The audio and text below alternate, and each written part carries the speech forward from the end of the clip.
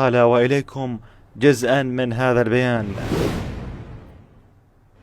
إننا كحكومة نسعى للذهاب إلى أولويات تحاكي معاناة المواطنين العراقيين بحيث تكون ذات أثر ملموس في أقرب وقت ممكن.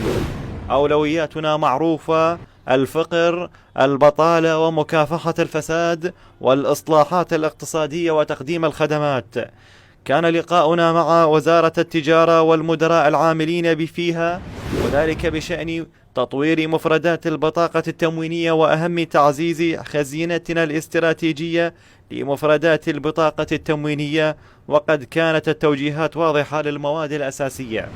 اليوم أغلب المواطنين وللأسف يضطرون إلى السفر خارج العراق للعلاج، ونسعى لمعالجة واقع الخدمات الصحية مع استثمار المستشفيات الجديدة وإكمال المشاريع المتلكئة كفيلة هذه بتقديم الخدمات الصحية والعلاجية لعموم المواطنين. الأجهزة الأمنية جزءا مهما من أداء السلطات للحفاظ على حقوق المواطنين، وبالتالي يجب أن تكون بعيدة كل البعد عن أي استثمار سياسي، وأن لا تتدخل في أي مناكفات أو تجاذبات سياسية. بالمقابل هي معنية بالحفاظ على هيبة الدولة وإنفاذ القانون وحماية الممتلكات العامة والخاصة. بلغت الجرأة والوقاحة والفساد للفاسدين في نهب المال العام إلى الحد الذي وصلت فيه إلى سرقة أكثر من 3 تريليونات و700 مليار في قضية سيئة الصيت، قضية الأمانات الضريبية والجمركية. اليوم المواطن لا يقتنع بالاكتفاء فقط بسجن السارق. اليوم المواطن العراقي لا يقتنع فقط بالاكتفاء بسجن السارق، وإنما يريد استرداد المبالغ المسروقة والكشف عن جميع المتورطين بالسرقة ومن يحميهم. هناك منظومة متشعبة من الفساد بواجهات مختلفة، وتحتاج إلى إجراءات غير تقليدية للحد منها، وتكون رادعا لكل من يفكر بالتجاوز على المال العام. المكتب الإعلامي لرئيس الوزراء محمد شياع السوداني. بعد سنة ونصف من قرار البنك المركزي برفع سعر صرف الدولار أمام الدينار العراقي، قدم زعيم ائتلاف دولة القانون نور المالكي اليوم مقترحا لخفض سعر صرف الدولار من جديد. وقال المالكي في بيان أن خفض سعر الدينار وعدم معالجة الآثار المترتبة على المواطن سبب أزمة اقتصادية ومعيشية، ونقترح اليوم بتخفيضه حتى ندفع الضرر عن المواطن وعن الاقتصاد الوطني.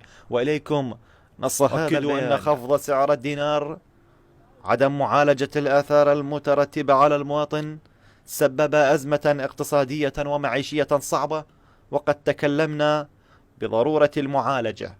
واليوم أمام الحكومة هذا الملف، واليوم أمام هذه الحكومة هذا الملف الذي يجب أن يعالج بما لا يلحق الضرر بالمواطن والاقتصاد الوطني، من خلال وضع خطة مدروسة ومتكاملة.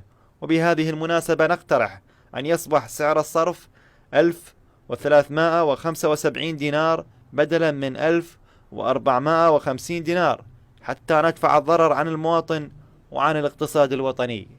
المالي.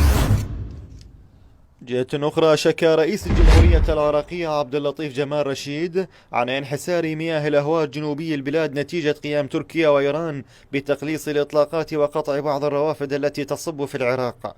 جاء ذلك خلال كلمة اجتماع القمة العربية في دورتها 31 التي انطلقت أعمالها في الجزائر. إذا أحبتي المواطنين، قبل أن نتكلم بحقيقة بيان رئيس الوزراء محمد شياع السوداني وإعلانه الحرب الفعلية لمكافحة الفساد بعد أن ألقى القبض على أكبر شبكة لتهريب النفط في البصرة، وحقيقة هذه الشبكة حسب بيان الأمن الوطني تضم حتى كبار الضباط كانوا يتعاونون مع هذه الشبكة لتهريب النفط العراقي وسرقة أموال العراق خارج العراق. أحبتي المشاهدين، نتحدث أيضا عن خبر المالكي الذي أعلنه، وتعرفون عندما يقول المالكي وهو صاحب ثقل ووزن في هذه الحكومة، ربما الأخبار تكون يعني حقيقة شبه مؤكدة أو صحيحة أنه الحكومة ربما ستتخذ هذه الخطوة التي اقترحها المالكي اليوم. اقتراح المالكي بتخفيض سعر صرف الدولار إلى 1375 دينار بدلا من 1450،